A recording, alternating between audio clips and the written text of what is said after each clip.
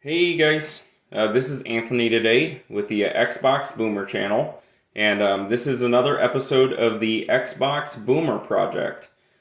This is once again an audio-only audio show, so think of this as a podcast, something you can listen to in the car while you're driving or while you're running on a treadmill, whatever you do. You can just throw this on in the background and kind of listen to, some audio about games and Xbox and just different crap I had growing up.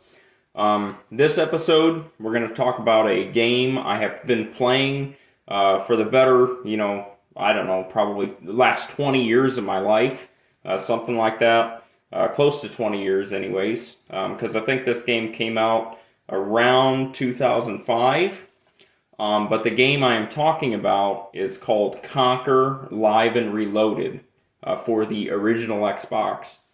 And so this is our first original Xbox game that we are covering. And so, of course, it had to be a banger. And so that's exactly what this one is. Now, this game is a remake. So this Conker Live and Reloaded for the Xbox is actually a remaster or a remake of Conker's Bad Fur Day for the Nintendo 64.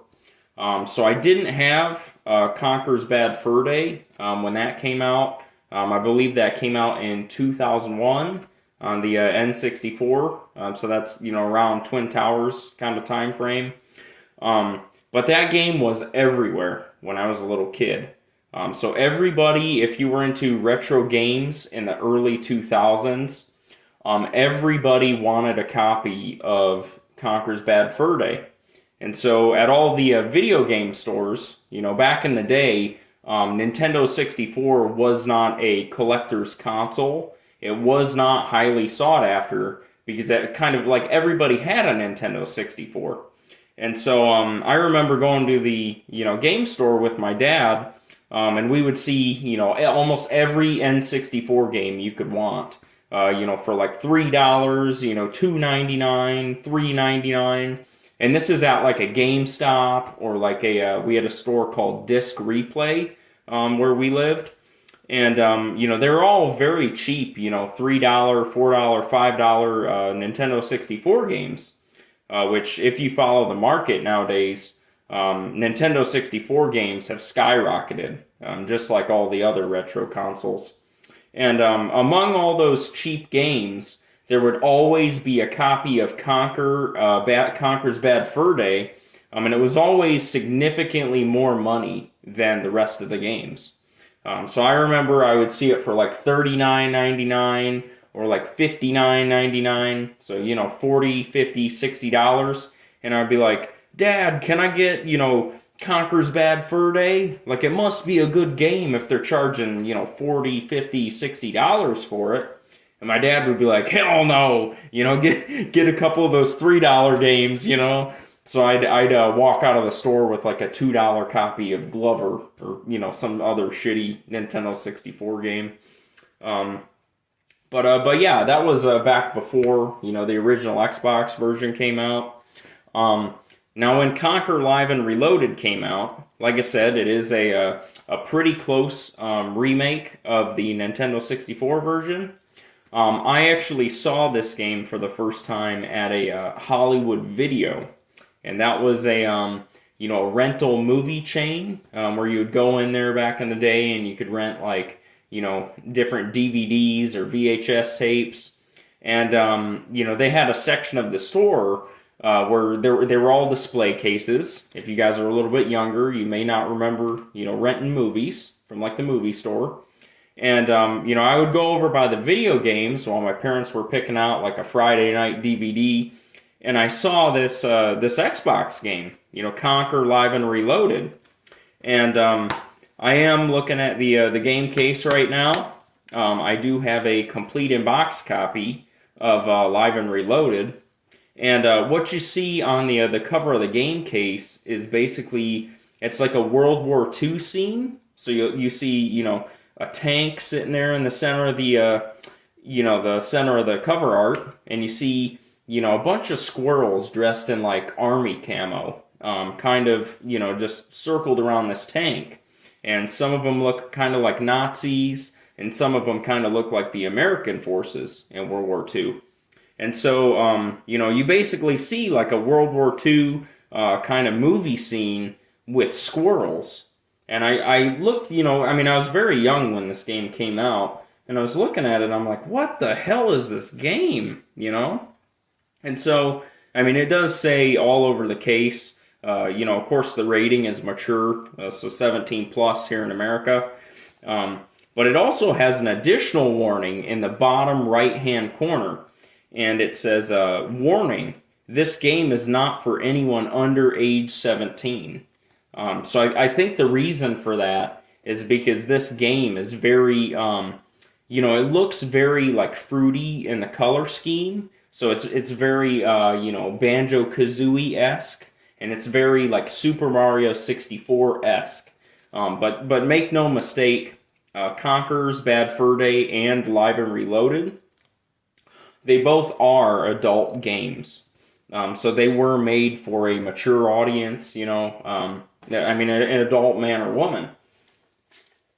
And I think back in the day, when these games came out, it was very easy for, parents to be confused on that. Because a lot of the game is satire.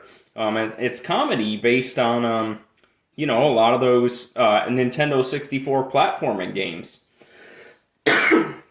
And so, excuse me, this game, when I brought it home from the rental store, I didn't know what to expect.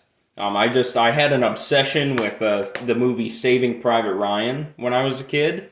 And sure, I probably shouldn't have been watching that movie as a, child, but I did, because it was, on every television station back then.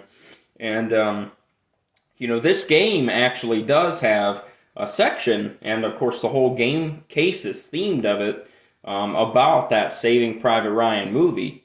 So, it's a very interesting look for a game, because if you pick up the Nintendo 64 version, you might assume that it's a child's game.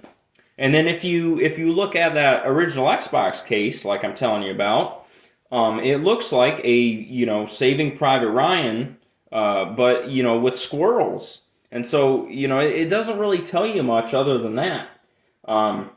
Now, I guess, this game, of course, it is Live and Reloaded, the Xbox version. And they decided to name it that because back in the day, on the original Xbox, there was a big push for Xbox Live. And, this game, when it came out, of course, there was no online functionality back on the Nintendo 64. But when they made the remake, Live and Reloaded, they did ship the game with a multiplayer mode that was exclusively designed to be played on Xbox Live. And of course, you can get on Xbox Live nowadays through things like X-Link Kai, and there's other, I think there's different programs they're working on where you can update your original Xbox. But of course, the official Xbox Live servers are down. If you guys haven't owned an original Xbox before, but before then, I do hear stories that it was a pretty, highly anticipated and sought after game just for the online functionality. And you can still, if you own this game in 2024, you can still hop in a local multiplayer match with bots if you have the Xbox version, and just check it out. But yeah, that was something that is worth noting on the Xbox copy. Now I will say, just off the bat, I did beat this game back in May. I beat this game on May 14th of this year, 2024. So it has been a couple months since I played it, since it's now August. But this game was a bitch to complete. I've literally been trying to finish this game since I was a kid. And, it took spitting and swearing and heeing and hawing and, everything but the kitchen sink to beat this damn game. But I'm glad I finally did. But yeah, I will say, any of these audio shows for the Xbox Boomer channel, I do try to at least go in and put a couple more hours into the game if it's not something I've beaten in the last like 2 or 3 days. So for this audio show, I did go back today, just a couple hours ago, and I played about 2 hours of Conker's Live and Reloaded. And, it gave me a good, kind of memory of what this game was like when I finished it for the first time a few months ago. And I also did some research. So I have a lot to tell you about this game. And if it's something that you haven't played, I'm just going to say off the bat, I do recommend that you check this one out. If you're looking for a funny game and, just something different. Because there's a lot of shovelware bullshit that these companies like to push on us nowadays. All the Xbox One games and the Series X games. I mean, it's kind of a boomer saying, but they don't make them like they used to. I mean, they really don't. I mean, this Conker game was something special when it came out. So I guess, I paid, when I first bought this game, after I took the rental copy back to Hollywood Video, back in 2005 or 2006, I had my dad take me to the store to find this game, and it was very hard to find, secondhand if you weren't buying it brand new. And I remember we waited and waited and waited, looking at different, secondhand stores to find this game. And when we finally came across it, it was at a disc replay, somewhere near our hometown, and it was $14.99. And I remember because, Xbox games were kind of going out the door at that point, because, the Xbox 360 had basically released by then, so nobody wanted an original Xbox anymore, and so the games were very, very cheap. And I remember, because times were just different than they are now. I mean, we're kind of in 2024, I mean, I'll spare you the politics, but we kind of are in a mini recession here in my country. And, this game, I remember, like I said, I paid $14.99 for Conker's Live and Reloaded, or Conker Live and Reloaded. And my dad was very upset in one way because it was such an expensive game compared to the rest. So even though, I mean, nowadays, if you look for a copy of Conker Live and Reloaded, online, I just checked price charting, and they run about $50 to $60 USD. That's American money. And, this game has done nothing but shoot up. And I'm expecting this game to follow the curtails of the Nintendo 64 version, which the Nintendo 64 version is about $120 loose for just the cartridge. So I think it's funny, looking back at the past and thinking how my dad wanted to chew my ass for spending $14.99 on this game back in the day. And it's all like all these old retro games. They just keep going up, they just shoot through your nose and just never stop. And, I believe I have my original copy of Conker, in storage still. I believe that's in storage, and I have to go dig it out, but this copy here that I'm holding, I believe I paid somewhere between $40 and $50 for it. And that was roughly, I want to say about 2 or 3 years ago. I was jonesing to play Conker Live and Reloaded and finish it. And I did have to pay a premium price for it. But like I said, I've got a really nice copy, and comes with the manual, which is a really nice full color manual. It's a thicker one too. And I'm just really glad that I was able to get this game again. Because I sat there, for many, many hours as a kid, and I played the bot matches on, the local multiplayer mode. And I didn't get very far in the story mode as a kid, just because it was a game designed for adults. I mean, all the puzzles were very, very hard and very time sensitive. So I wasn't very good at this game back in the day when it came out. But I still remember playing it quite a bit. So this game, I guess, one thing I should mention to you before we get into the actual story is that, because this did come out in 2005, the graphics, even though it is an original Xbox game, they are phenomenal. I mean, these are quite literally some of the best graphics that you could find on the original Xbox. And that's mainly because this is a game that was kind of made at the tail end of the the console's life, and I'm pretty sure, I want to say that the Xbox 360 was actually out when Conker, the remaster came out on original Xbox. But I mean, just if you look at some of the details in this game, when you do get a copy, the fur effects are, phenomenal. Because, I mean, all of a lot of the characters in this game are going to be things like, squirrels, and different animals. And, there's just the fur effects alone compared to the first game, Conker's Bad Fur Day. I mean, it is a significant, quality of life increase. And there's other things too. I mean, I've referenced in, past episodes, the different particle effects in games.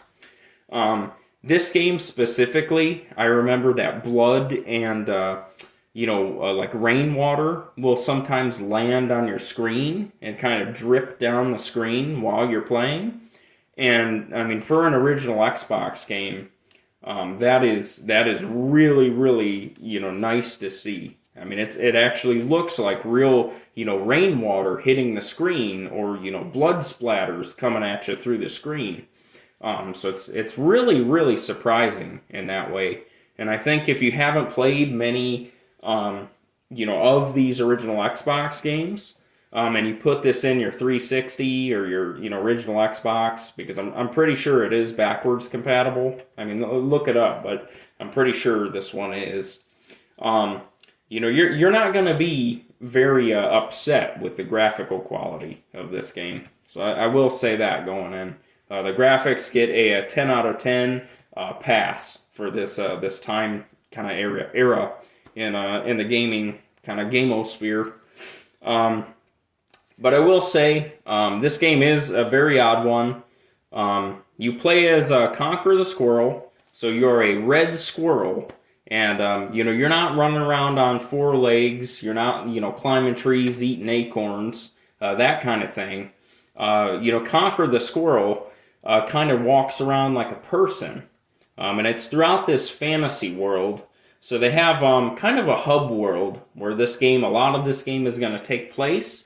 And they call it Windy. And so Windy is basically like this, very Banjo-Kazooie-esque. I mean, it's like a lot of green fields, a lot of nice big trees, green healthy trees, and it's a very cartoonish looking world. And that's where Conker and a lot of his buddies are going to live in this game. And Conker, basically the game is going to start where Conker the Squirrel is at the bar one night, and he is getting very drunk, and he parties all night long. He calls his girlfriend Barry, who is also a squirrel, but Barry is a blue squirrel, just to be clear with you. And he basically leaves a message letting her know that he's going to be out all night. And then he gets drunk, and you see him stumble out of the bar, and he's going to basically pass out. And that's the beginning sequence of the game. So you just know, okay, you find out who Conker the Squirrel is. You're going to be playing as him. He's walking around talking to people in this made-up, cartoon world. And, he kind of just gets lost and passes out while trying to walk home from the bar. In this game, I mean, the story just picks up from there when Conker wakes up. It's a very hard story to describe.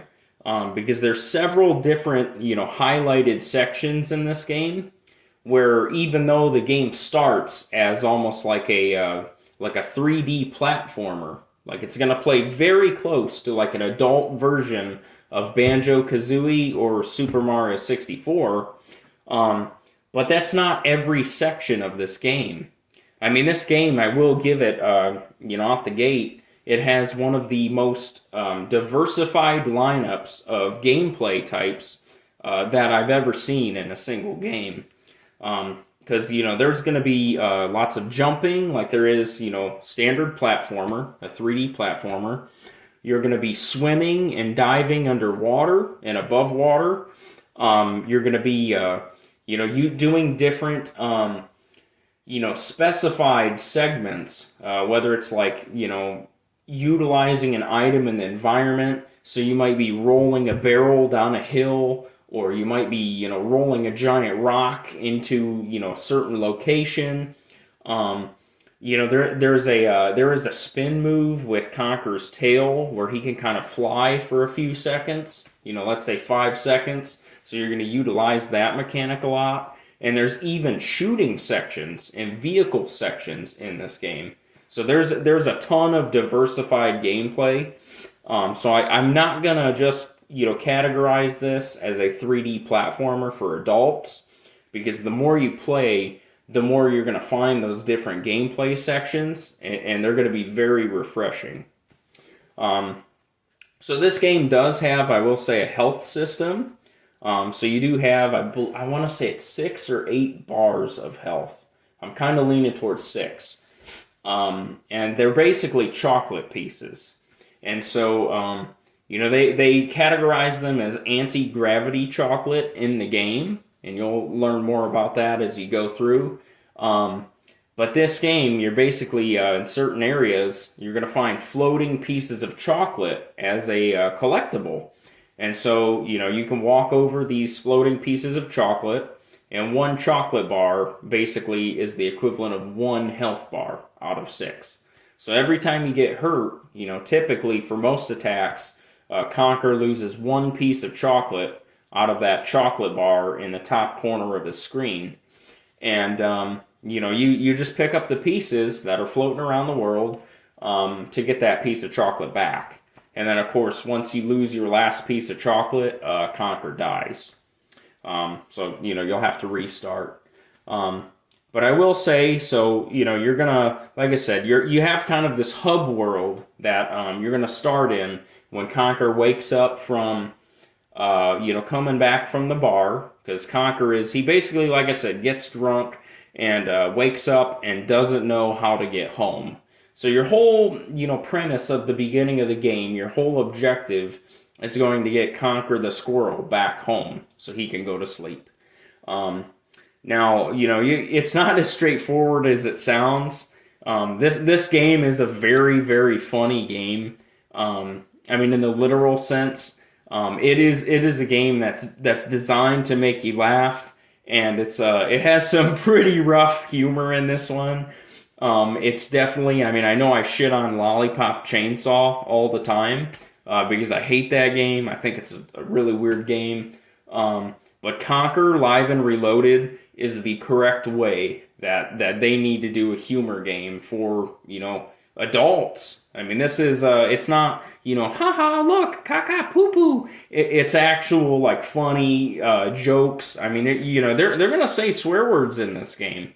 If you're not ready for that, I know, some folks out there, they don't like swearing, and, sometimes I try to watch swearing myself, sometimes not, but you're gonna hear, shit, piss, fuck, damn, you're gonna hear all that in this game, and I guess that is one of the common criticisms of this game, of the original Xbox game, is that a lot of purist fans of the Nintendo 64 version, I guess they don't like the remaster because Microsoft did censor some of the words in this game.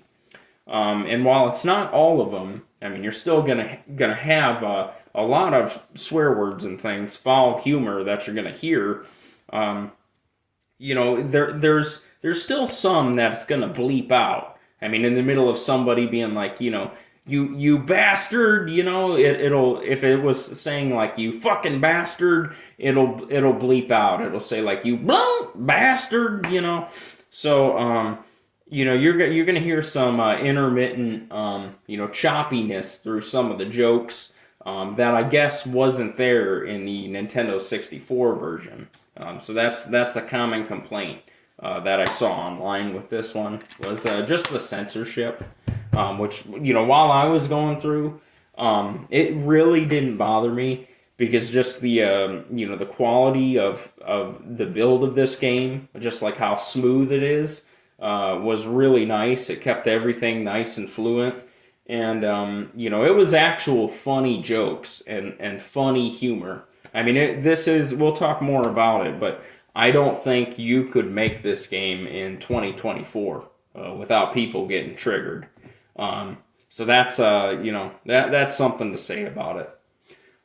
But yeah, you're going to have several different characters you interact with in this game world, especially from the beginning of the game. There's going to be these bees that come after you in some of the missions, or hornets, I should say. And the hornets are all smoking cigars, and they're kind of like these, Italian tough guy type of hornets, because all the creatures can talk for the most part in this game. So they're going to say some jokes to you. There's dung beetles that, you're gonna meet those pretty early in the game. And they basically sit on these stumps and talk shit about Conker. And so, until you get close to them, they're not going to attack you. But when you get close to them, they're going to actually fly off their little roost on this tree stump, and they're going to come after Conker. But there's also, very early in the game, you're going to meet a queen bee. And she's very sad, and she's crying, over on this grassy area. And Conker's going to ask her, what's wrong? And she's going to say more or less, oh, well, in addition to my bee king cheating on me with another woman, I'm missing my beehive. Can you help me get my beehive back? And Conker, for a lot of these characters he's going to, run into, you're going to be doing a lot of really funny, outlandish, odd jobs for all these creatures that kind of live in this forest area. And so when you get the beehive back, you're stealing a beehive from the hornets that you met earlier to give back to the bee queen. And as soon as you give this beehive back to her, she jumps in it. The top of the beehive opens like a submarine hatch, and she jumps in there, and it basically two turrets, two gun barrels stick out of the beehive, and she shoots all three of the hornets and turns them into paste, And so, there's a lot of stupid, screwy humor like that in the game. So all the characters, they did a great job on the character design of this game, and I just don't have bad things to say about this. For the most part. There's a barn section you're going to get to as you're going throughout your adventure, because you're going to go, like I said, there's a hub town, and you're going to go from, doing missions around this hub town for all the animals, to, vastly different, locations in the game. So, all the segments of the game are very fresh and very unique, and it makes you want to keep playing. So there's a barn segment where you're gonna be looking for different things around this barn area, and you're gonna first run into these talking crates, and so they're basically like a crate that's made of steel that you can jump on and reach higher areas if you need to get on top of a building or something in the game. But these crates happen to have eyes. It's like a set of googly eyes on them, and they talk. And there's a pink lady crate that is significantly bigger than the little steel looking boy crate. And you're gonna go up to this couple, these talking crates, and the girl crate jumps on the top of the boy crate, and the boy crate's gonna yell at you and say, get this fat bitch off of me. And so you basically, you're doing all these side missions, and then that one particularly, you find out through talking with them that there's a mouse running around, a talking mouse. And of course, the girl crate is afraid of this mouse that's scaring her. And so you have to find a way to get rid of this mouse. And now the only way to do that, it's not very logical, but what you're going to do through, a series of platforming and, avoiding other enemies, you're going to find pieces of cheese that also happen to have googly eyes. And these pieces of cheese are running around in this pen, and so you do have weapons through several sections of this game. So the weapon you start off with is going to be this spiked baseball bat for most of the game. And, you're going to hit one of these pieces of, cheese that are running around with eyeballs, and they're making little whimpering noises. And you're going to feed 3 pieces of cheese to this mouse. And when you do that, the mouse doesn't walk away like you would think. He doesn't say, "Thank you, I'll help you get her down." The mouse eats so much cheese that he falls on his back. His stomach basically pumps up like a balloon, and he explodes.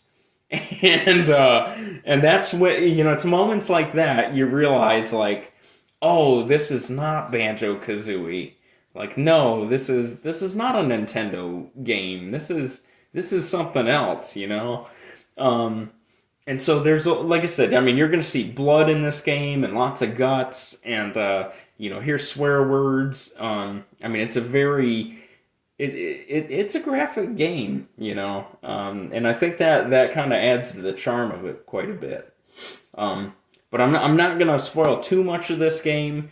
A lot of the spoilers are in the actual jokes and the humor of this game. So I want to leave a lot of that for you to discover on your own. But I will kind of go through some other sections and different segments that I want to highlight, and then just give you kind of an overview of what my thoughts were. So in addition, I told you about the bee queen that was, missing her hive. And you're also going to help her get her husband back from cheating on her. And so once you go do a couple quests around Windy and the different locations, you'll eventually run into the Bee King. And you find that basically the Bee King wants to, they call it pollinating, bleh. And he wants to pollinate this flower. And when you find this flower, you're going to have to do a quest, kind of, like a mini quest for this flower. Because you need to, you need the help of this flower to get to the next area. And what you're going to do, you have to get enough of these little bees that are flying around the level. So you just run into them. Like a third-person platformer. You're running around, think like Super Mario 64 style. And there's little groups of bees. And you're going to run into these groups of bees and then take them all over in a group to this flower. And this flower, again, it's a talking flower. It has, arms that are little leaves. It has, a face and, lips and eyes. And once you do that, these bees are going to tickle the flower, and she's going to move her arms, and she has these giant boobs. It's like it's a lady flower with giant boobs. And the game basically, wants you to jump on the flower's boobs, and it will allow you to reach a higher part of this area. Basically, and there's whole storylines that you're gonna run through. Every section of the game is kind of a small storyline, and I will say, as you're going through many of the smaller sections of the game, there's gonna be kind of a backstory that plays as you're completing objectives and talking to different people. And that backstory that, you don't really learn till later, what's really going on, is basically going to be, it's going to show a castle in the distance, of Windy, and it's going to show basically a leopard king. And this king is exactly how you'd think. It's a giant leopard that walks on 2 feet, and he sits in the throne room and has armed guards. He has, several staff members kind of waiting on him and servants. And, this leopard king has a table next to his throne. And basically, the table is going to break very early in the game. And, he puts a cup of milk on this table so he can drink it from his throne, as he sits. And when that table breaks, he's going to get very upset and start threatening his scientist. And now his scientist is a critical part of this game and the story, the overarching story that's going to kind of leak into, Conker's bad fur day.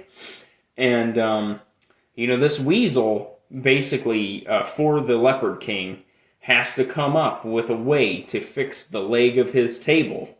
And if it sounds ridiculous, that's because it absolutely is. I mean, they just wanted to come up with something fun and kind of goofy. But basically, you're going to find out very early in the game that the Leopard King is after a red squirrel to fix his table. And of course, Conker, who you play as, Conker the Red Squirrel, that's exactly what he is, a red squirrel. So basically, throughout this game, you're going to see different cutscenes, sometimes at random and sometimes at, set intervals. And it's going to show the development of, how they're fixing the Leopard King's table and how they're planning on getting a red squirrel to help fix the broken leg of this table. And, as you play, it makes you nervous because you're going through these different locations and areas, and sometimes, these castle scenes will play where they're almost, trying to catch Conker and trying to, get a red squirrel for the Leopard King. And so through a large part of this game, in the background story, there's actually people from the castle coming after Conker, and that'll kind of unfold as you play. So back to the story. Later on, there's going to be a barn section like I told you about. Excuse me. And in this barn section, you're going to actually interact with a lot of the barn tools that are in the barn. And they're all talking. And a lot of them are going to talk smack about Conker. And you'll have a boss fight in there. So, there is lots of combat. And it's not the same combat for all of the bosses or all of the enemies. Like I said, this game is just packed to the gills with different types of combat and gameplay and mechanics. And I mean, there's sections in this barn where you're going to be riding a pitchfork, to kill some of your enemies. I mean, a talking pitchfork, you're literally going to be riding on his back, and you can attack with the pitchfork. And there's even sections, where you're using a flamethrower through these little buttons, which are all throughout the game. You'll see as you're running around through the different levels, sometimes you'll see a little B button kind of imprinted in the ground. And if you stand on that button and you press B, the game calls these context-sensitive buttons. And if you press B, sometimes Conker will pull out a special weapon or a special item, and it'll introduce a lot of times a new gameplay mechanic. So there, like I said, there's a ton of just different variety of gameplay. I mean, you really can't go wrong playing this game. Now, I will say, in the hub world of Windy, eventually one segment of the game is Pooh Mountain. And so on one section of this, green forested area, because it's basically Windy is going to be a, like a little river area in the forest where there's a windmill in the very center of the forested area, and there's all these little trails off to the side. And these trails will take you to different locations or the start of different chapters of the game. And, one of those trails you're going to hit early on is Pooh Mountain. And Pooh Mountain is basically a giant heap of poop that you have no idea why there's a giant mountain filled with poop and turds, on this side of the map. And so, Conker is going to go investigate. And you're going to have several different, boss interactions. And they each have their own, dynamics of how you're supposed to defeat the boss, because there's a lot of different boss fights. And there's a ton of puzzles in this game. I will say that's one thing that kind of was not up my alley on this game, was all the different puzzles to solve. Voice crack. You might have to pull up a walkthrough for some of the puzzles, because sometimes, you can get frustrated and be stuck on a single puzzle for, like 30, 40 minutes. And sometimes the checkpoints in this game, they're not always very generous. So if you die in one of the puzzle sections or the boss fight sections, you can go back quite a ways. So I did find myself at a couple segments, of this game, having to look up things and needing like the specific sequence of like, okay, I got this piece of the puzzle, do I need to go over here first, or do I need to go to the next room, or, what do I do? Because it does have that 1990s, video game puzzle kind of vibe to it. Oh, my throat's getting dry. But anyways, I'm not going to spoil Pooh Mountain for you, but there is an entire chapter of the game devoted to climbing around a mountain of poop. So yeah. Now there is a segment eventually that you'll get to, and it does change the gameplay quite a bit. You're actually going to, I'm not going to say much about how or when, but you're going to encounter a group of vampires. And Conker is actually going to be able to play as a vampire bat. This blew me away when I got this far in the game the first time, because I wasn't very good at this game when I was a kid. So I didn't get to see a lot of the different gameplay sections because I sucked at the game. I couldn't even beat the initial, first couple chapters, just of like platforming, because I couldn't figure out where to go. And it is confusing in this game because there is a money dynamic that Conker basically is going to collect, money that walks around the world, and of course is like all the other characters where it has googly eyes and can talk. And, several sections of this game, you're going to need a certain amount of hidden money, to progress. And the money isn't always given to you by completing, the story sections. You're going to have to run around all the areas that you've already cleared out of story missions. And you're going to have to look in all the little hidden crannies and little, holes in the wall and say like, oh, hey, if I climb up on this ledge and I run around in this hole, hey, there's a hidden stack of money right here.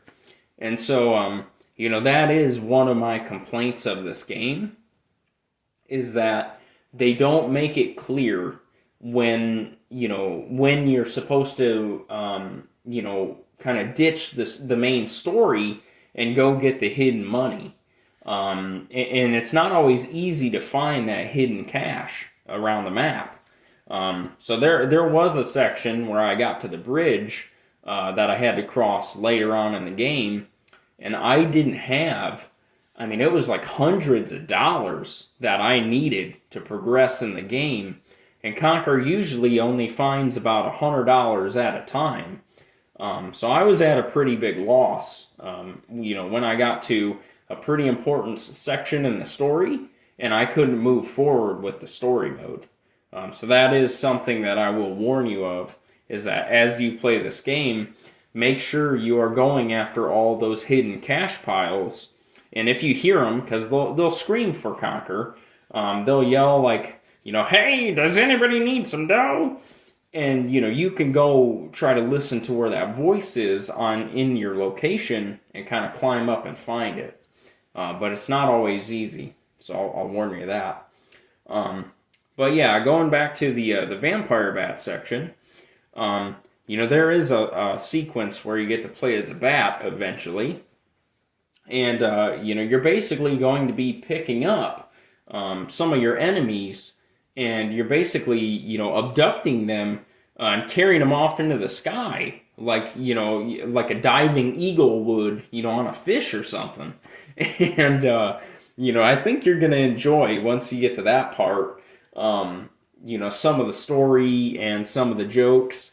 And I mean, it goes from being in like a really bright, Banjo-Kazooie-esque forest to now you're in, Castle Wolfenstein, basically. I mean, it's like a very dark, scary castle. So that was very cool in this game, how they changed the scenery quite a bit. There is this, I mean, I'm just hitting loosely on a lot of the different segments of this game, because there's a lot. I mean, there's a lot to cover. But there is a section where you're going to be helping out a couple of catfish. And what I mean by that is they're actual like catfish. So they are fish that swim around and they talk to you and they wear glasses. But they have the head of like a kitty cat. And they're mainly going to be like these stuck-up old women kitty cats. And, you're going to kind of do favors for them and help them get past this fish. And the fish that they're kind of stuck with, that they can't figure out how to get around, is going to have the face of a bulldog. And, like I said, I mean, this sounds even insane, just me telling you about the story and kind of the gameplay of this game. I mean, it sounds like it's a bunch of bullshit, that you threw in a hat together. But it is funny. I mean, it makes for a really fun story, and, figuring out how to solve all the puzzles, of like, hey, how do we get all these, catfish past this bulldog? I mean, it's kind of fun. I don't know another game that does this. You're going to go to eventually I believe it might be in the Pooh Mountain section. You are going to come across a boss that is actually a giant Mighty Pooh. That's his name, the Mighty Pooh. And, you're going to fight several Pooh-related areas and enemies in this game. So that is a highlight that many people, do look forward to in this game. Because it is so ridiculous. There's also, once you pass several of these locations, there is a prehistoric section of the game. So eventually you're going to see a lot of like dinosaur themes. There are several dinosaur sections in this game. Some of them friendly, some of them not.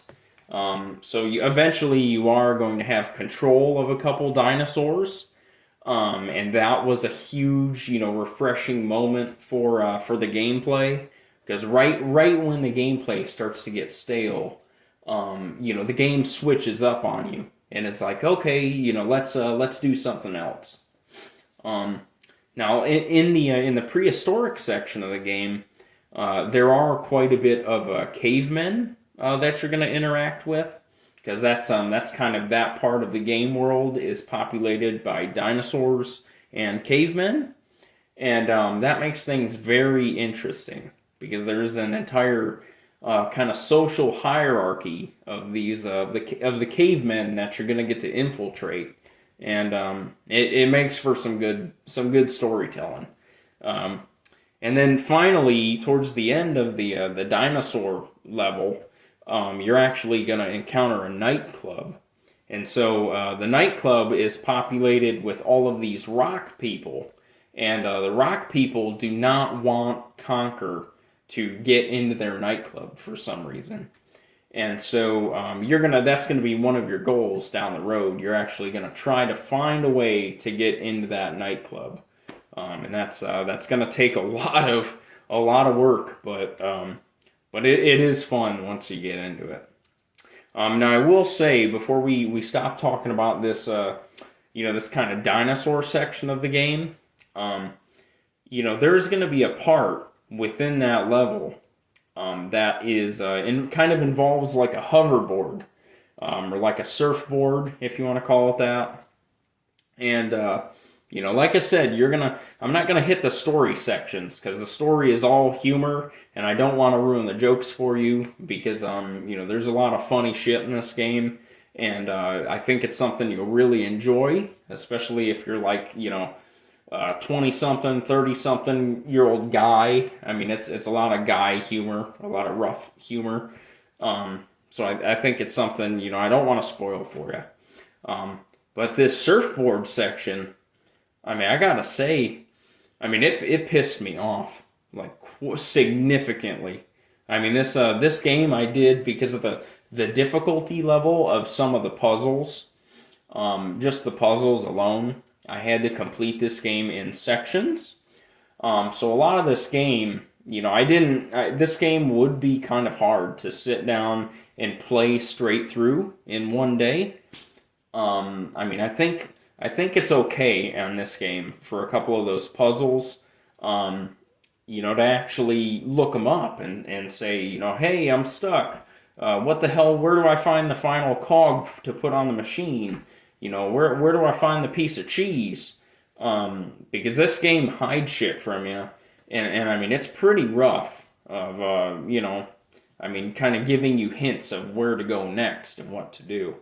But this surfboard section, you're basically going to be racing these cavemen. Okay, it's a mandatory, like a surfboard race, and it's really hoverboards.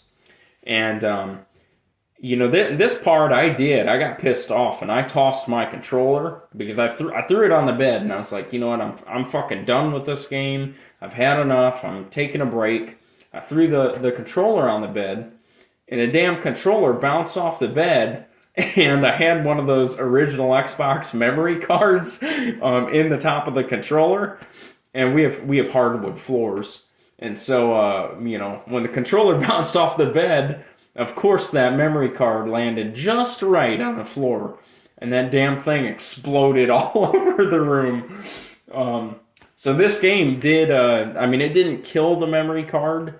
But the outer casing of one of my memory cards for the original Xbox, it exploded, and it's because of me and my dumbass decisions and this game, and it's because of this surfboard section.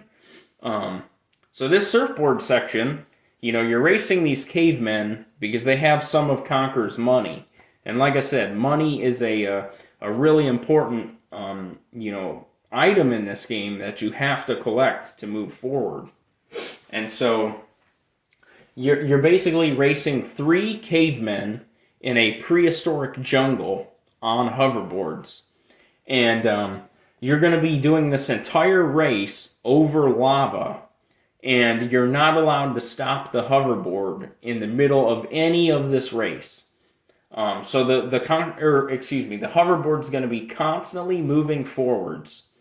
And it kind of reminds me of the, if you guys have played on the PlayStation 1, if you guys have played Spyro the Dragon, the original Spyro the Dragon game, there's these characters who are dressed in robes, and they run around with eggs, and Spyro the Dragon has to headbutt these characters that have the dragon eggs. And the whole time you're running, these characters are running in front of you, and they just never stop, and they're just always a bit faster than Spyro, and you can never catch these damn bastards. And that's exactly how it feels on this surfboard section of Conker. Because you're, like I said, you're constantly moving forward on this lava, and what you've got to do is hit these cavemen off of their hoverboards, and they're going to fall in the lava and die. And you've got to do that 3 times. And you're simultaneously going around this racetrack that's a giant circle. And so, while you're trying to catch up to these cavemen, and you're flying through this lava, trying to kind of get on their curtails, there's going to be dinosaurs walking around, and if you slam into anything, your damn hoverboard explodes, and you have to basically start the whole race or the whole hoverboard section from the beginning. And so this part was not, it was pretty damn cutthroat, because you could be chasing these cavemen, and you can hit 2 of them off their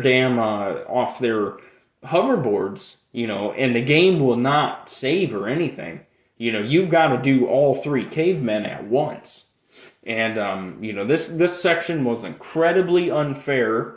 It was, like I said, it was mandatory. You can't skip it. You're going to be dodging under, these freaking giant, like, brontosaurus hoofs that are going to be walking around. You're going to be flying through these little caves, and the corners are so damn tight, and there's little pillars, and if you smack one of those pillars, Conker explodes. You got to start the race over. There are chocolate pieces to recover your health if you hit something minor, which sometimes, Conker will bounce off and you'll get lucky, which barely happened. But, the chocolate pieces are like a tease, because they're very, very hard to get to while you're moving. And, this damn game, this surfboard segment, look it up. Because, I watched someone on YouTube, there's someone that has it posted, he beat this damn surfboard section in one go, his first try.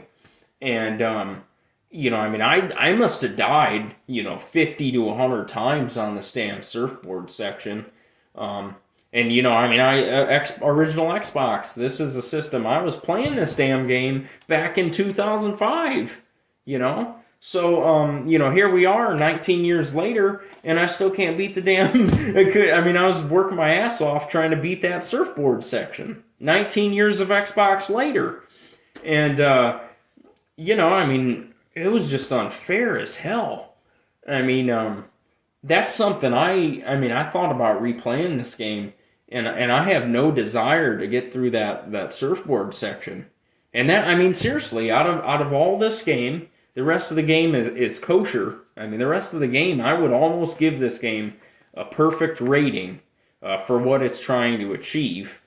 But that surfboard section was just some damn pixie-ass shit, some unfair-ass bullshit, and I really didn't enjoy it, But when you get to the surfboard section, or the hoverboard section, let me know how that went for you.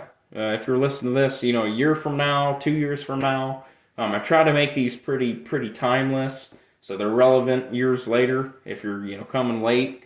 But yeah, that's one of the few sections of the game that actually managed to piss me off quite a bit. So anyways, once you beat the surfboard level, you're thankfully getting towards the end of the kind of dinosaur-themed areas. There is going to be a Coliseum section in there, but that one was pretty unique, and it was a lot funner than doing the surfboard section. Now, you are eventually, of course, because of the game case, I told you about all the squirrels surrounded by the tank, or around the tank, on the cover art. There is an entire segment of this game that is basically going to be, like satire of Saving Private Ryan. And so, you're going to go, Conker basically is eventually going to get tricked into fighting what they call the teddies. And so the teddies are the evil teddy bears that you see, on the cover of the game case and on the back of the game case. And, of course, from the multiplayer mode. And they are basically like, an animal version of the Nazis. And so the Squirrel Army is basically going to be like the Americans from World War II, and the teddy bears are like the Nazis. And so you're going to reenact the beach head scene from Saving Private Ryan and a lot of those early, Medal of Honor games in this game eventually. So, you're going to hit the beach heads, and the teddy bears are shooting at you with MG42s, and, people are getting their arms blown off and their legs blown off. And I mean, it becomes a straight up, like a third person shooter at that point. I mean, Conker's going to go from having the bat, the baseball bat, to, the flying section that's playing with, wings. And, you're going to do some swimming. And then you get to this part with the, the World War II section. And, you're going to be running around with a machine gun, like a submachine gun. And you're going to be shooting these damn teddy bears. And they're going to be exploding and, blood all over the place. I mean, this was a very somber chapter. I mean, it was quite a bit different tone than a lot of the rest of the game. And it was fun to get to, especially for me because, I bought this damn game back when I was a kid because of the World War II aesthetic on the case. And I sucked ass at video games when I was a kid. And, I never got to the World War II section. So to finally do that after so many years of playing this game off and on, it was really cool. I mean, it was a really nice feeling getting there. But in this World War II section, you are going to actually get to command a tank for part of it. And you're going to meet several different squirrels that are in the Squirrel Army. And it's going to be fun. It's going to be something different. I mean, the tank section, because I'm not very good at many of the vehicle segments in different games, it can be challenging. I believe it's grenades that some of the teddy bears will throw at your tank, and it will blow up your tank pretty easily. So there were some sections where I was playing this game in front of my wife, commandeering the tank, and which is mandatory. You can't complete it without getting in the tank. You're going to have to stay in that tank. But I mean, I was swearing like a sailor, and my wife had to be like, hey, you need to shut the game off for a little bit, because I mean, it was pissing me off quite a bit. And I'm not going to spoil the boss fight for you, because there is going to be a boss fight in this section.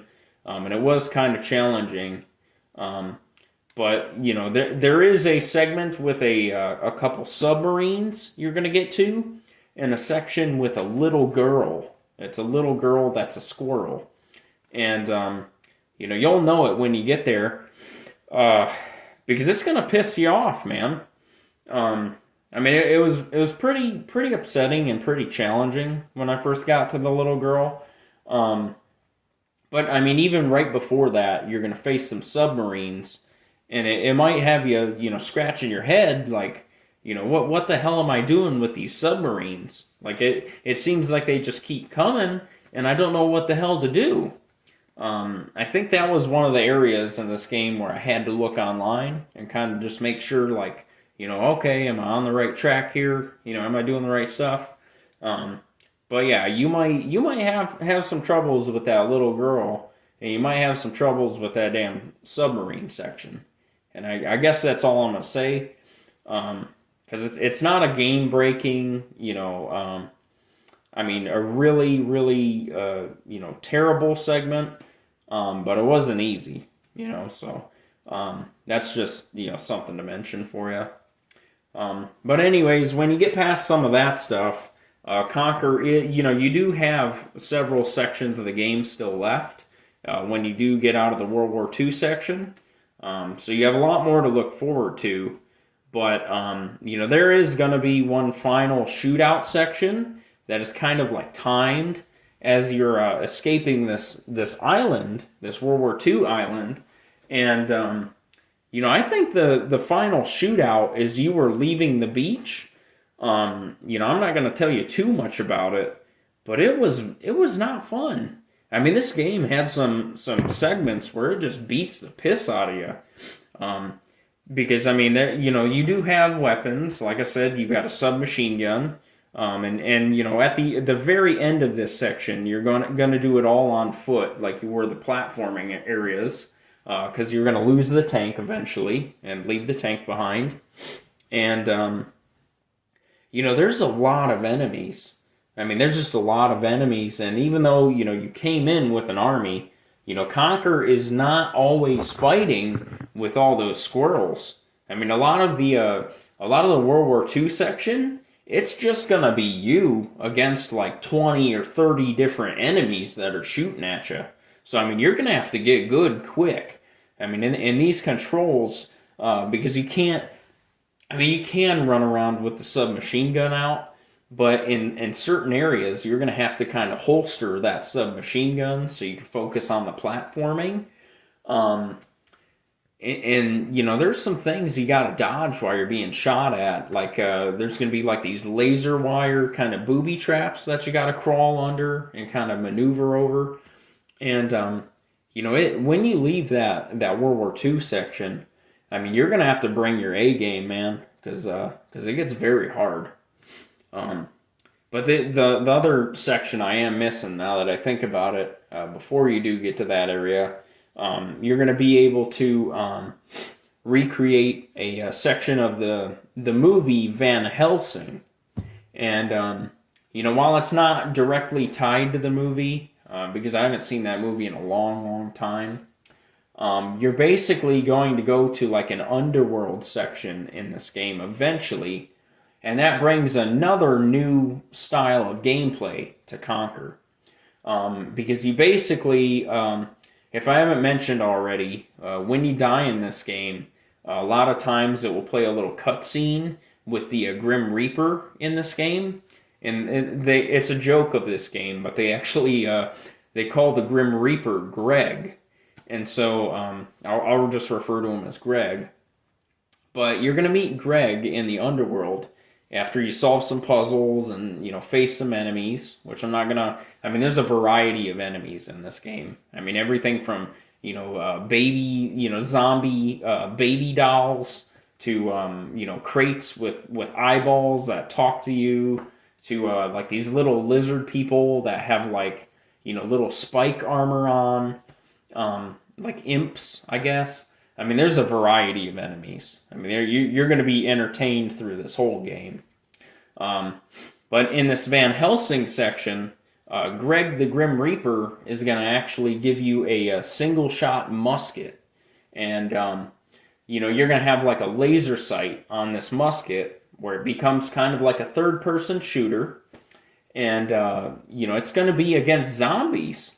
And you're going to shoot a lot of zombies in this game. And you're going to have to hit them in the head. And I want to say that, this underworld Van Helsing level was probably, I mean, it was definitely one of, if not the best, segments in this game for me. Because you're gonna go through, this kind of dark, undead city, and you're gonna deal with a lot of zombies with this musket. And, there's an entire plot behind why you're there and what you need to do there. But you're going to reach this mansion. And once you reach the mansion, there's just hordes of zombies coming at you at once. I mean, it's like playing Call of Duty Black Ops, and you're running around the zombies mode, and there's just a train of zombies following behind you. And, yeah, I mean, it was very, very enjoyable. And, like I said, I think you're really going to like the Van Helsing level. You're probably going to find the World War II level pretty fun, if it doesn't piss you off. And, I mean, I did like the bat section of the game as well. Just to name a few for you. But you can look forward to that. And then I guess long after the Van Helsing section is over, one of the final areas of the game is actually a spoof of the movie The Matrix. I'm sure because that The Matrix probably was coming out about the same time as the Nintendo 64 game, if I got my timeline kind of lined up. If not the Xbox version. But yeah, there's an entire bank heist section of the of this game where you're gonna have that submachine gun again, and you're gonna be slowing time, while you're shooting at enemies. And that was a very fun section of the game as well. Very unique. And I will say this game, not everything is going to be closed in the full circle, grand scheme of this game. But you are going to see a lot of things kind of wrap up in the, in the end of this game where you get some closure. But I will say, I mean, the end of the game wasn't what I expected. I did enjoy, because like any good game like this, that's kind of built off of these boss fights throughout different sections. There is going to be a final boss, and the final boss was pretty fun. I mean, it kind of random, but pretty fun. I won't say much else about it. You can let me know what you thought. But when I beat this game, I mean, it was not a happy ending. It kind of left me a little like, oh, what do I do now? I mean, it was one of those games just like Metal Gear Solid 3 that, I kind of was at a loss when I beat it. I was like, well, shit. I've been grinding this game for 19 years. I've been starting over every couple years trying to beat this thing, pulling up YouTube guides, pulling up walkthroughs, and I finally beat it. And I wasn't sure how to feel, I mean, it is kind of a bleak ending. And the reason for that, I believe, is because they actually did have a sequel planned for this game. And you can actually find the full script for the sequel of Conker's Live and Reloaded, or Conker's Bad Fur Day, online. But, because so many things happened with the rights to this game, throughout the years, I mean, it's looking pretty bleak for fans of this series. So I will say that if you're thinking about getting into the Conker games, I'm not sure what's up with the future of this, because it's been several years since we've got a mainline Conker game. Microsoft did release some bullshit. They released on the Xbox One, it was a game engine called Project Spark, where you could kind of create your own levels and things like that. And in this Project Spark game for the Xbox One, they did have it was kind of like a game add-on called Conker's Big Reunion. And, I mean, I didn't own that game. I never played it. But I did watch it online. And it's pretty depressing, because it's kind of a random, subplot sequel of Conker Live and Reloaded. But it's only, I looked online on YouTube, and the damn guy who recorded it beat the whole game in 26 minutes. And so, that's not a proper sequel. That's a cash grab. I mean, that was some bullshit. And so I will say, if you're getting into this game, you might be pretty upset with the ending that you're given, because it was a phenomenal game through and through. I mean, just great gameplay, a variety of different gameplays, a variety of levels and characters, and then they ended it on such a somber note. And I mean, you'll have to wait like the rest of us, because if you know nothing about the rights of this game and like the studio that made it, it was made by Rare, a company called Rare, and they made a lot of different main banger Nintendo 64 titles. They worked on GoldenEye 007. They worked on Perfect Dark.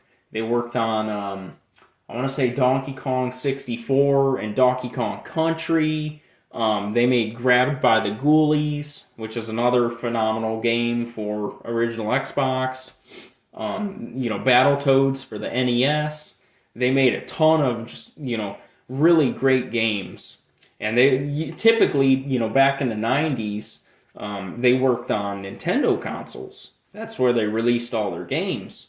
and they really needed money in the early 2000s after Conker's Bad Fur Day came out, and Microsoft purchased the company.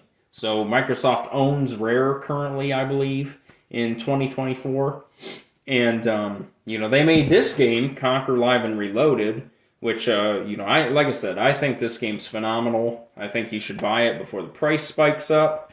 I think this is just going to keep going up, like Conker's Bad Fur Day did, because in my opinion, this is the definitive way to play Conker's Bad Fur Day, is on the Live and Reloaded disc.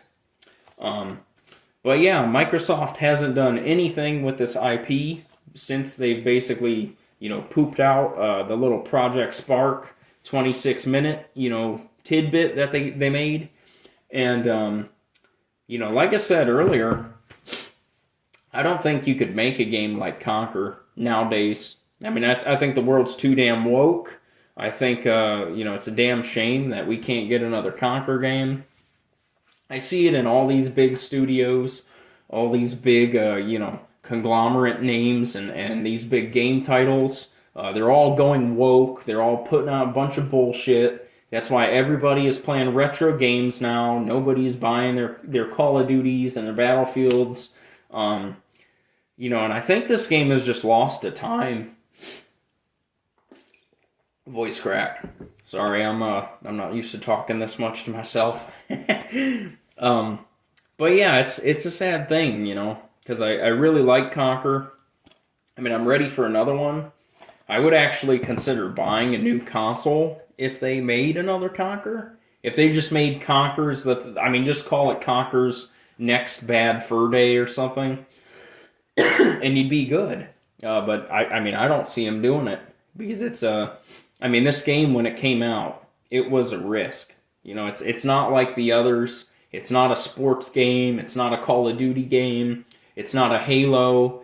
It's just Conker. It's this weird platformer for adults with poop jokes and with boob sunflower ladies, and it's something different. And I don't think we're gonna get that again until this woke bullshit gets out of our video games. So that's just a mention for this on this game. But yeah, all in all, I think you should get this game. If you're into, adult comedy, I think the youngsters, if you had like a 4 or 5-year-old or 10-year-old or something, this game is probably not the greatest game to buy them, because, they're going to see sunflower boobs and stuff like that.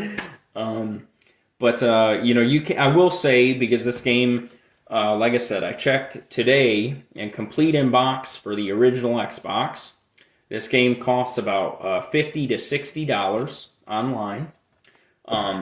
If you don't want to pay that much, I do have it upstairs in my game collection. You can buy the Rare Replay collection for Xbox One, which I just bought for about $10 a couple months ago online. And they do make a copy of Rare Replay that is also a double of... it comes with a Gears of War Ultimate Edition, also in the case. If you want another game, get some more value. But you can get that for about $10. And while it doesn't have the, Conker Live and Reloaded on there, it does have Conker's Bad Fur Day, the Nintendo 64 version. And that's pretty comparable. There are some changes in the dialogue between the two games. And of course, the graphics on Live and Reloaded are extremely, extremely, improved. With some of the physics and the just the effects that they've added, like the tail fur on the squirrels, the rain particles and the blood. But that's a cheap way of at least getting another Conker game for right now, because mark my words, Rare Replay has several different good games made by the company Rare on that disc, and when the Xbox One is phased out, right, when they're on their next console, whatever the hell they're going to call it, the Xbox 2 and the PlayStation 6, or whatever the hell the next one's going to be, that Rare Replay disc is going to skyrocket in value. Mark my damn words. Because, it happened with all those arcade discs for the 360, and it's going to happen again. Because it happens every single console generation.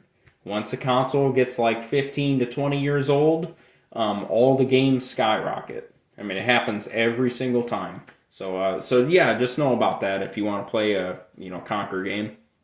And then you can, of course, get the original Conker's Bad Fur Day on the Nintendo 64 if you have one of those. But I will say, for just the loose cartridge, that damn game is going for $120 or more. Which, I mean, I saw that today because I haven't seen a original cartridge for Conker's Bad Fur Day in many years, and that is crazy. I mean, I don't know how the hell they're getting away with $120 for that. But yeah, if you want the Nintendo 64 version, you can get it. It's just expensive. I would recommend for anyone who's a cheap bastard like me. You can look up emulators for the Nintendo 64, and I'm not telling you what to do or what not to do, but you can buy a cheap-ass plug-and-play USB Nintendo 64 controller, you plug it into your computer or your laptop, and you go on whatever website, and you get you a ROM of Conker's Bad Fur Day for the Nintendo 64, and there you go. You don't have to pay no $120. So I'll say that for people who want to play that. But yeah, if you're interested, there's several different YouTube videos out there talking about the sequel that was planned for Conker's Bad Fur Day. You can read the script and you can hear about what happened to all the characters, because we don't know if that game's ever going to get released. And yeah, I guess let me know if you thought this game was shit. If I had to recommend it to someone, I definitely would, or if I could recommend it, I guess. It's a very fun game. There's a ton of platforming in it. A lot of it is made for adults because of the humor and just the difficulty level. Like I said, more than likely you're going to have to look up some of these puzzles and some of the, just the locations of some of the items, because it's not very straightforward. And just remember that, of course, there is a multiplayer mode and an exclusive, they call it Chapter X on the Conker Live and Reloaded. And that's basically a story mode to go with the bot matches of the multiplayer. So that you're going to get little cutscenes. If you do play the multiplayer mode, you'll get little cutscenes kind of showing you, different things going on in the in kind of the World War II universe with the squirrels versus the teddies. And it's just a little bit more, lore if you're into the Conker games. But yeah, this is all in all, I want to say for what this game did or what it was trying to go for, which is basically rated M Banjo-Kazooie, I give it a 10. I give it a damn 10 out of 10. I mean, yeah, people are afraid to give 10s and perfects and high scores and whatever. But if you're looking for Banjo-Kazooie, but for adults, 18 plus, 17 plus, that's what this game is, pretty much. But yeah, so if you're into it, pick it up. Don't spend too much money and let scalpers and, people trying to rip you off get the best of you. God bless you and your family. Thank you for watching. And thank you for my 10 subscribers. See you guys later.